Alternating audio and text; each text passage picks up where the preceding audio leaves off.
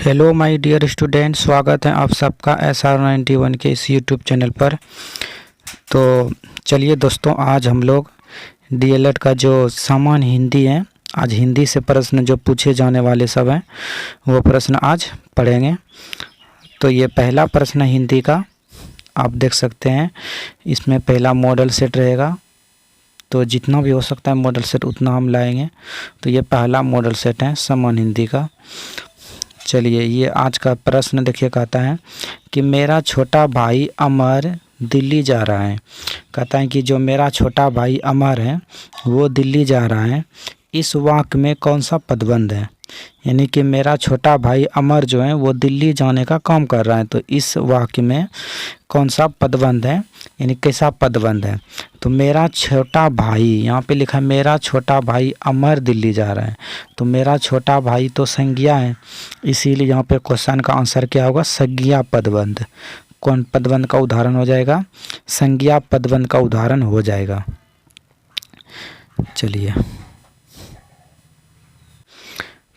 ये 2 नंबर प्रश्न कहता है कि छंद जो है, छंद एक शब्द है, संस्कृत के किस धातु से बना है।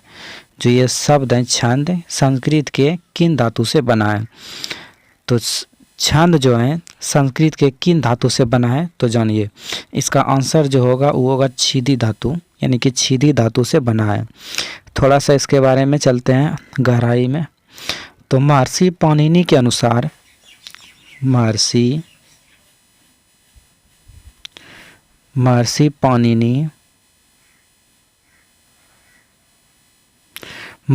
पाणिनि के अनुसार जो है छंद जो है चदी धातु से निकला है। कौन धातु से, चदी धातु से निकला है, याद रखिएगा। यानी महर्षि पाणिनि के अनुसार छंद जो है चदी धातु से निकला है, जबकि यास्क के निरुक्त में छंद की व्युत्पत्ति छिदी धातु से हुई है। जब यास्क में जब देखा जाता है तो यास्क के निरुक्त में जो निकला था, यास्क के निरुक्त में, तो ये छिदी धातु से निकला है। किन धातु से, छिदी धातु से निकला है, तो इसीलिए इसका आंसर हम छिदी मानेंगे। छंद किस शब्द से निकला है, तो छंद निकला है छिदी धातु से निकला है, इसका आंसर ये करेक्ट होगा। चलिए क्वेश्चन नंबर 3 की तरफ चलते हैं।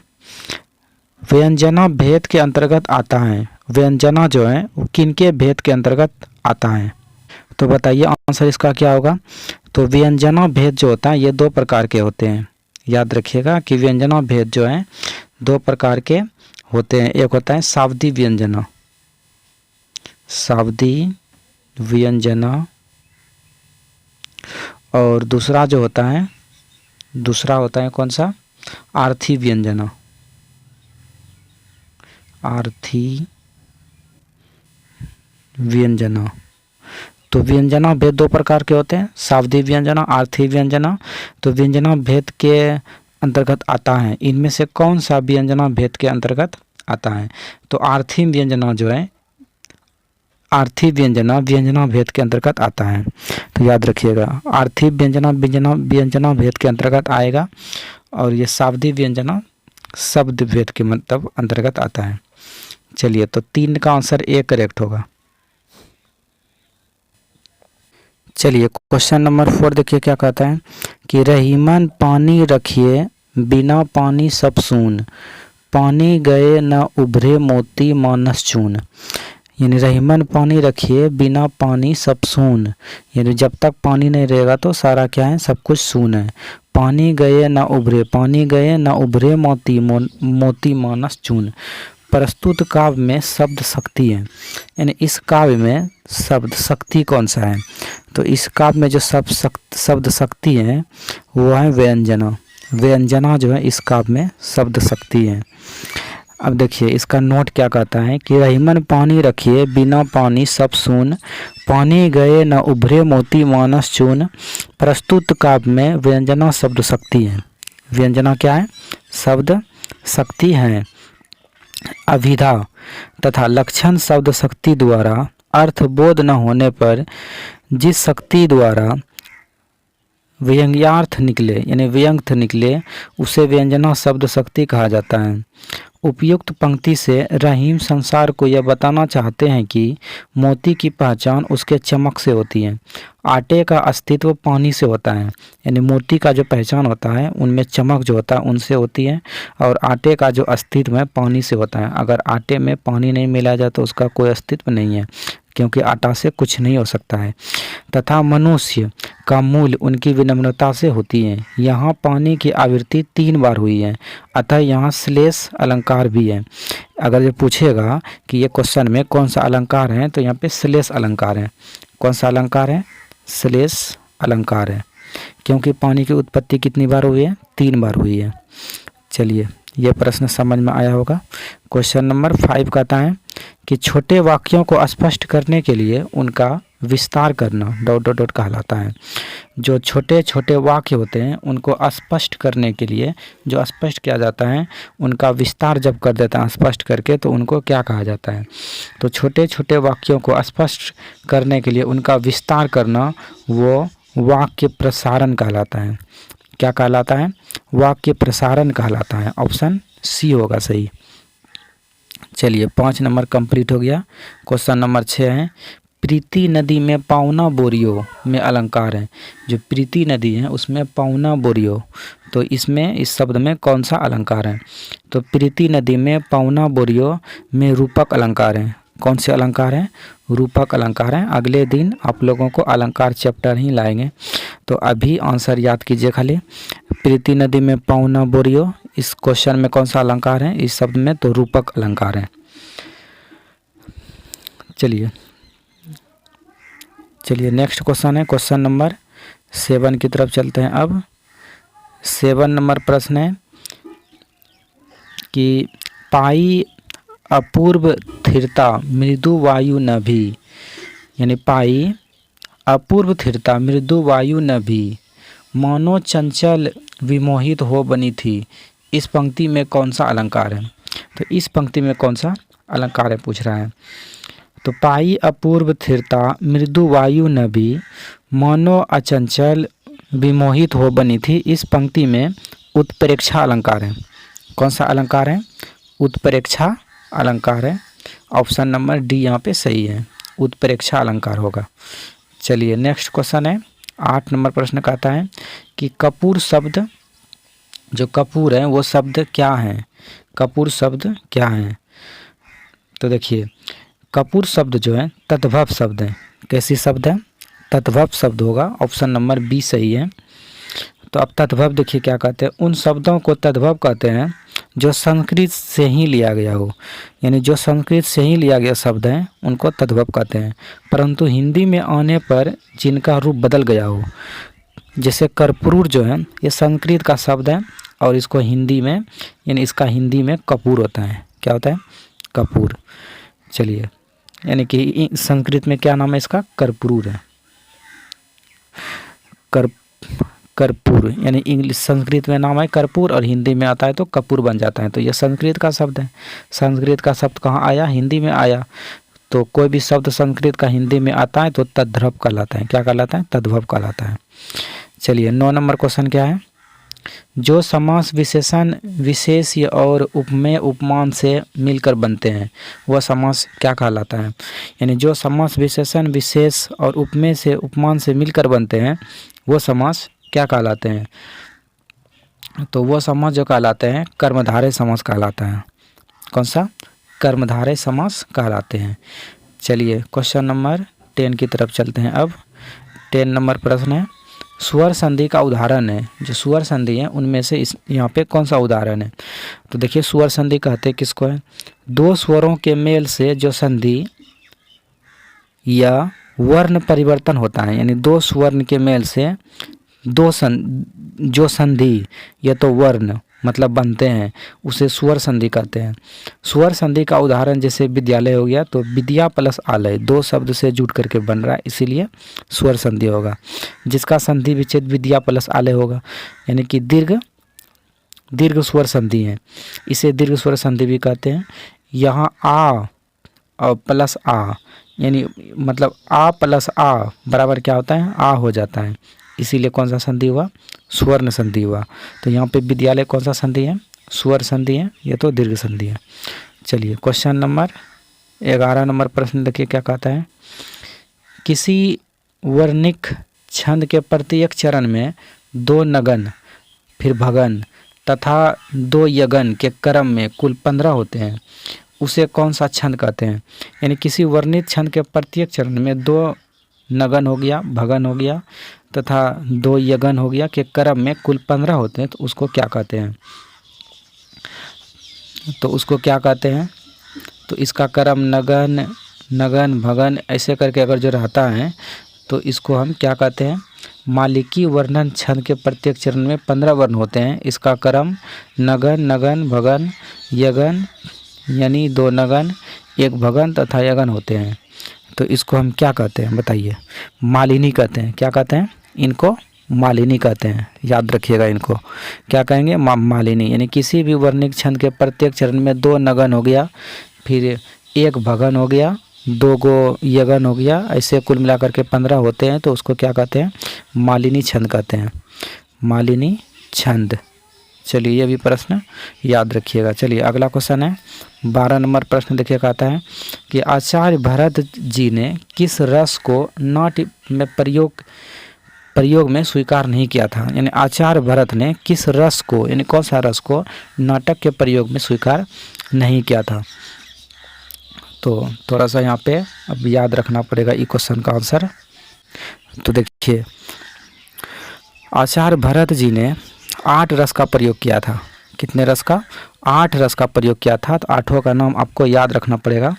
जैसे कि पहला हो गया, पहला का नाम था श्रृंगार रस, श्रृंगार रस, तो श्रृंगार रस का प्रयोग किया था। और ये दूसरा है हास्य, हास्य रस। तीसरा है करुण रस, करुण रस। और चौथा कौन सा है, चौथा जो है रौद्र रस, रौद्र रस। उसके बाद नेक्स्ट देखिए पचमा क्या हो जाएगा, पचमा है वीर रस, वीर रस। इनका भी प्रयोग किया है द्विवेदी आचार्य भरत जी ने। और वीर रस के बाद भयानक रस, 6ठा नंबर पे है भयानक, भयानक रस। उसके बाद 7वां नंबर पे है विभत्स, विभत्स, विभत्स रस। 8वां नंबर पर कौन सा है, 8वां नंबर पे है अद्भुत, अद्भुत, अद्भुत रस। तो ये 8 रस का प्रयोग भरत जी ने किया था नाट्य के प्रयोग में। लेकिन ऐसा कौन सा रस था जो कि इसमें प्रयोग नहीं किया था, आप यहाँ पे याद कीजिए। अब जैसे भयानक रस किया था, अद्भुत रस किया था, करुण रस नहीं किया था। इसका आंसर क्या होगा, करुण रस तो क्या ही था ना, करुण रस किया था, ये हम अभी पढ़ाए थे। ये भी क्या था, शांत रस नहीं किया है, शांत रस का कहीं यूज हुआ नहीं हुआ, तो इसका आंसर क्या हो जाएगा, शांत रस होगा 12 का। चलिए क्वेश्चन नंबर 13 की तरफ चलते हैं। अब 13 नंबर प्रश्न बहुत बड़ा है पर इसका आंसर बहुत छोटा ही होगा। तो देखिए ये प्रश्न क्या कहता है, बहुत बड़ा प्रश्न है कि मनुष्य एक सामाजिक प्राणी है, उसका धर्म है कि स्वयं जिए और दूसरों को भी जीने दे। वह अपने सुख दुख के साथ दूसरों के सुख दुख की ओर भी ध्यान दे। अपने स्वार्थ को छोड़कर दूसरों के हित की भी सोचे, यानी अपने स्वार्थ को छोड़ करके दूसरों के हित के बारे में भी सोचे। अपना स्वार्थ सिद्ध करना मानवता नहीं है, खाली अपना ही स्वार्थ को सिद्ध कर लेना ये मानवता नहीं है। फिर कहता है कि परहित ही सच्ची मानवता होती है। जो परहित होती है यानी दूसरे के बारे में जो सोचते हैं वही मानवता क्या होता है, सच्चा होता है। यही सच्चा धर्म है। और यही सच्चा क्या है, धर्म है। मनुष्य अपनी क्षमता और सामर्थ्य के अनुसार परहित कर सकता है, यानी मनुष्य ने अपने क्षमता के अनुसार लोगों के बारे में सोच सकते हैं, उनका भला कर सकता है। वह मन से, धन से, तन से अथवा तीनों से दूसरों की भलाई कर सकता है। दूसरे के प्रति सच्चाई सहानुभूति रखना परहित कहलाती है, यानी दूसरे के प्रति सच्ची सहानुभूति परहित करना क्या कहलाती है। चलिए आगे देखिए, भलाई कर सकता है। दूसरों के प्रति सच्ची सहानुभूति रखना भी परहित हैं। किसी को संकट से बचाना, किसी को कुमार्ग से हटाना, यानी किसी पे कोई अगर जो दोष हैं तो उनको क्या करना, हटाना उनसे। किसी दुखी और निराश व्यक्ति को सांत्वना देना, कोई भी दुखी है निराश है तो उनको उल्लासा देना, और परहित के ही अंतर्गत आता है। ये सब भी क्या आता है, परहित के अंतर्गत आते हैं। भगवान राम ने ऋषि मुनियों की तपस्या में बाधा डालने वाले राक्षसों का संहार किया, यानी भगवान राम ने भी ऋषि मुनि के जो तपस्या था उनमें बाधा डालते थे, किसने, राक्षस ने, तो उनका भी इन्होंने क्या किया, संहार किया। ईसा मसीह ने लोगों का उत्थान किया। सम्राट अशोक ने स्थान स्थान पर कुएं खुदवाए, तालाब खुदवाए आदि खुदवा करके जनता का उपयोग के लिए क्या किया, सहायता किया। तो यही मानवता का प्रमुख धर्म है, और मानव का असली जो प्रमुख रूप से जो धर्म है तो यही धर्म है मानवता का, कि लोगों की भलाई करना चाहिए, अपने तन मन धन से लोगों का मदद क्या करना चाहिए। तो इसमें एक प्रकार का मनुष्य का कभी सुख और दुख के बारे में, इतना बड़ा क्वेश्चन में आपको लगा होगा कि सुख और दुख के बारे में बता रहा है।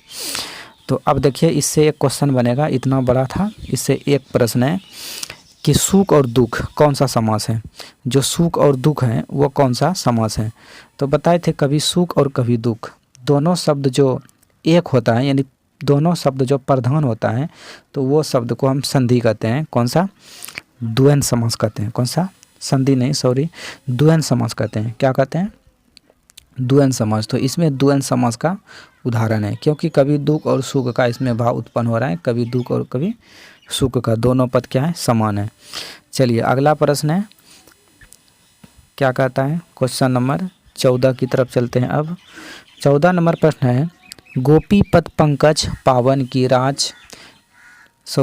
गोपी पद पंकज पावन की रज जामे सिर भींजे में कौन सा अलंकार है। यानी गोपी पद पंकज पावन की रज जामे सिर भींजे, इसमें कौन सा अलंकार है।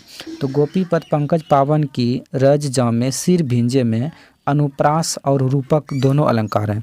अनुप्रास भी है और रूपक, कहाँ पे है रूपक, देख लेते हैं, ऑप्शन नंबर डी है, यानी अनुप्रास और रूपक। अनुप्रास अलंकार हो गया और रूपक अलंकार, ये दोनों अलंकार हैं यहाँ पे, पर ऑप्शन डी में ए और सी लिखा हुआ है, तो ये आंसर नहीं होगा। ए और क्या होगा, डी है ये, ए और डी, तो ए और डी आंसर होगा सही, इसका मतलब सी भी सही है। तो अनुप्रास भी अलंकार है और रूपक भी अलंकार है। चलिए नेक्स्ट प्रश्न है, 15 नंबर प्रश्न कहता है कि एक मयान में दो तलवारें कभी नहीं रह सकती में कौन सा अलंकार है। जो एक मयान होती है उसमें, एक मयान जो होती है उसमें दो तलवारें कभी नहीं रह सकती हैं, इसमें कौन सा अलंकार है। तो इसमें दृष्टांत अलंकार है। कौन सा अलंकार है, दृष्टांत अलंकार है, ऑप्शन नंबर ए सही हो जाएगा। 15 हो गया कंप्लीट। क्वेश्चन नंबर 16 की तरफ चलते हैं। वाक्य के प्रयोग में सबसे ज़्यादा किसका प्रयोग होता है।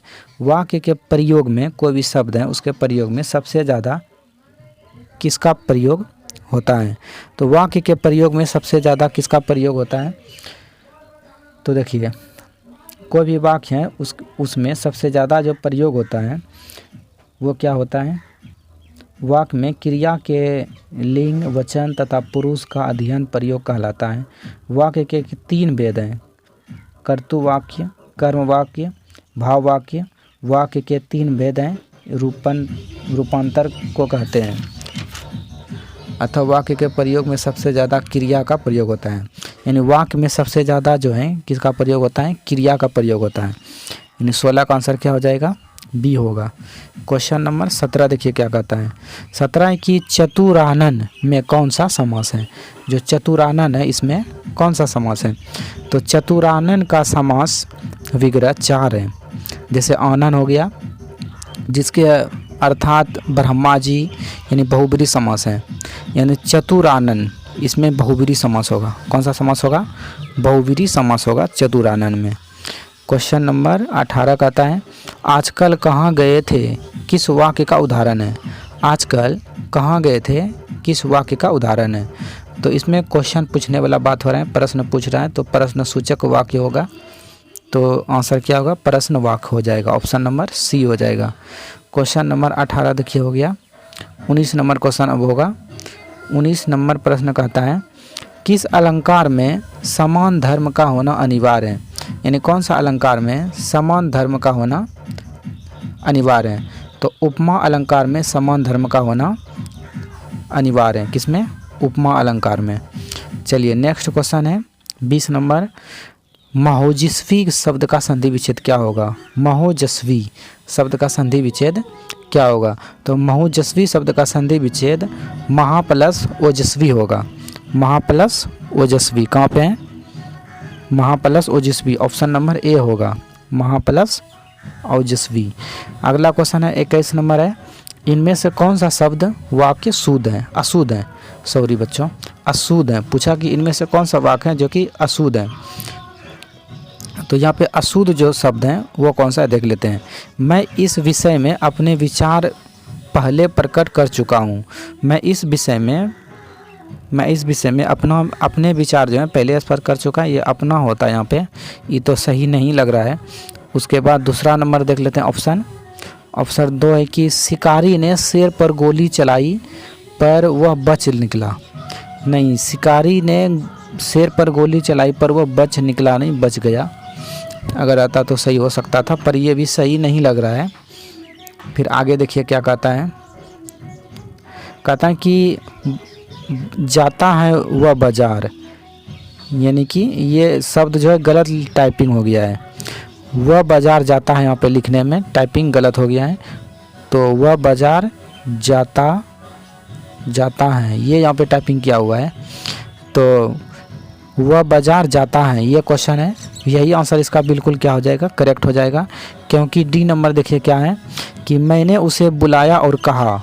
मैंने उसे बुलाया और कहा, ये भी शब्द सही नहीं है। तो इसका आंसर वह बाजार जाता है क्या है, सही है, ऑप्शन नंबर सी। चलिए क्वेश्चन नंबर हो जाएगा 22। अब 22 नंबर प्रश्न है। यहाँ उपमेय तथा उपमान में अभेद आरोप है। उपमेय और उपमान में अभेद आरोप हैं, उसे कौन सा अलंकार कहा जाता है? तो देखिए, जहाँ पे उपमेय और उपमान में अभेद आरोप हो या उपमेय में उपमान के निषेध रहित आरोप को रूपक अलंकार कहते हैं। यानी जहाँ पे आरोप होगा उपमा और उपमान में, तो वहाँ पे कौन सा अलंकार हो जाएगा, रूपक अलंकार हो जाएगा। रूपक अलंकार कहाँ पे है, ऑप्शन नंबर डी में है। तो रूपक अलंकार आंसर होगा। अगला क्वेश्चन है 23 नंबर कि ज्यों ज्यों वृद्ध होत त्यों त्यों स्वस्थ होत जात। ज्योति जगमग कंधभार हिंद को संभारे हैं। इस पंक्ति में कौन सा अलंकार है? तो देखिए, ज्यों ज्यों वृद्ध होत त्यों त्यों स्वस्थ होत जात। ज्योति जगमग कंधभार हिंद को संभारे हैं, इस पंक्ति में विरोधाभास अलंकार है। कौन सा अलंकार है? विरोधाभास अलंकार है, ऑप्शन ए सही होगा। चलिए क्वेश्चन नंबर 24 कहता है जी चुराना मुहावरे का अर्थ क्या है? किसी से जी चुराना मुहावरे का अर्थ क्या है? तो इसका अर्थ है काम से बचना या काम से भागना। काम में मन नहीं लगना, ये नहीं होगा।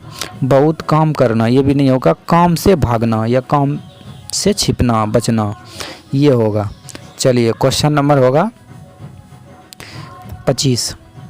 चादर से बाहर पैर पसारना मुहावरे का अर्थ क्या होगा? चादर से बाहर यानी अपना चादर से बाहर तक पैर फैला देना, इसे क्या कहेंगे मुहावरे में? तो चादर से बाहर पैर पसारना मुहावरे का अर्थ होगा आय से अधिक व्यय करना। यानी जितना भी किसी का आय है नहीं, उससे भी ज़्यादा मतलब खर्च करना, एक प्रकार का चादर से पैर बाहर पसार लिए हैं। तो क्या हो जाएगा? चादर से पैर बाहर ढकना, ये नहीं होगा। चादर से ओढ़ सो जाना, ये भी नहीं होगा। कंजूस होना, ये भी नहीं हो सकता है। आय से अधिक, ऑप्शन नंबर डी इसका सही आंसर होगा। आय से अधिक व्यय करना, यही इसका आंसर होगा। चलिए नेक्स्ट क्वेश्चन है 26 नंबर प्रश्न कहता है कि जब एक ही शब्द दो या दो से अधिक बार आए और उसका अर्थ हर बार भिन्न भिन्न हो, अलग अलग हो, कौन सा अलंकार कहलाता है? तो देखिए, जब एक ही शब्द दो बार आए और उसका हर बार भिन्न भिन्न अलग होता है, यानी बार बार भिन्न जो है अलग होता है, तो यमक अलंकार कहलाता है। कौन सा अलंकार कहलाता है? यमक अलंकार कहलाता है, ऑप्शन बी नंबर सही हो जाएगा। चलिए 26 हो गया। 27 नंबर प्रश्न कहता है निम्नलिखित में से कौन काव्य का गुण नहीं है? यानी ऐसा कौन सा है जो कि काव्य का गुण नहीं है, यानी कौन सा अलंकार में काव्य का गुण नहीं है। तो देखिए छंद जो है काव्य का गुण नहीं है, अन्य सभी काव्य के गुण हैं। उसके अलावा सभी छंद जो हैं ये काव्य का गुण नहीं होगा और ये सब काव्य का ही गुण है। ठीक है, चलिए जैसे प्रसाद हो गया, प्रसाद गुण, माधुर्य गुण, ओज गुण, ये सब किसका थी उदाहरण है, छंद का उदाहरण है। चलिए 27 हो गया। 28 नंबर क्वेश्चन कहता है कि भोजनालय किस संधि का उदाहरण है। जो भोजनालय है वो किस संधि का उदाहरण है। तो भोजनालय जो है ये कैसे बनेगा, भोजन प्लस आलय से बनेगा, दो शब्दों का ये मेल है, तो ये दीर्घ स्वर संधि होगा। कौन सा संधि होगा, दीर्घ स्वर्ण संधि होगा। चलिए 29 नंबर प्रश्न हो जाएगा, इनमें से कौन सा वाक्य अशुद्ध है, यानी ऐसा इनमें से कौन सा वाक्य है जो अशुद्ध है यानी गलत है। मुझे तुम्हारी बातें सुननी पड़ी। तो देखिए कहता है कि मुझे तुम्हारी बातें सुननी पड़ी। उसके बाद है बेटी पराये घर का धन होती है, ये भी शुद्ध है बताइए, बेटी पराये घर का धन होती है। उसके बाद है सही शब्द चुनिएगा जो बेस्ट है। भारत में अनेकों राज्य हैं, भारत में अनेकों राज्य तो हैं। चलिए अगला है कि प्रत्येक वृक्ष फल नहीं देता, ये भी बात सही है कि हर वृक्ष ने फल नहीं देता है, तो प्रत्येक वृक्ष फल नहीं देती होता सही, ये गलत है। बेटी पराये घर का धन होती है, चलिए ऐसा कहना नामुमकिन है। उसके बाद भारत में अनेकों राज्य हैं, ये बिल्कुल सही है, भारत में अनेकों राज्य हैं, ये आंसर क्या होगा, सही होगा। चलिए अब कितना नंबर प्रश्न हो जाएगा, क्वेश्चन नंबर 30 होगा और आज का ये लास्ट होगा। निम्न में से कौन सा वाक्य शुद्ध है। नदियाँ बह रही हैं, नदियाँ बह रही हैं। चलिए अगला देखिए क्या कहता है, तारा निकल आए, माली ने सब पेड़ काट डाला, ऐसे करके लिखा है काट डाला। हाँ तो बताइए, मेरे ख्याल से ऑप्शन ए नंबर सही होना चाहिए कि कौन सा शब्द शुद्ध है। तो नदियाँ बह रही हैं, ये क्या है, सही है। चलिए इसका आंसर क्या हो जाएगा, नदियाँ बह रही हैं। उसके अलावा तारा निकल आए तो ऐसा नहीं होगा सही। उसके बाद है माली ने सब पेड़ काट डाला, सब पेड़ काट, माली ने सारे पेड़ काट लिए, ऐसे होना चाहिए। उसके बाद है अभ्यास करते ही रहने से हम शुद्ध हिंदी बोल सकते हैं, बोल सकता है, ये नहीं होगा। चलिए ये आज के लिए यहाँ तक रहने देते हैं, क्योंकि आज का जितना भी क्वेश्चन था बुक में, डीएलएड बुक में सारा प्रश्न हम बता दिए हिंदी का। अब कल का अगला मॉडल सेट से पढ़ाएंगे। चलिए आज के लिए रहने देते हैं। जय हिंद, जय भारत। और वीडियो और क्वेश्चन पसंद आए तो शेयर कीजिए अपने दोस्तों को और चैनल को सब्सक्राइब कर लीजिए, वीडियो को लाइक कीजिए। अगर समझ में नहीं आए, कहीं पे दिक्कत होगा तो कमेंट करके बताइए, हम उसको सुधारने का प्रयास करेंगे। तो जय हिंद, जय भारत।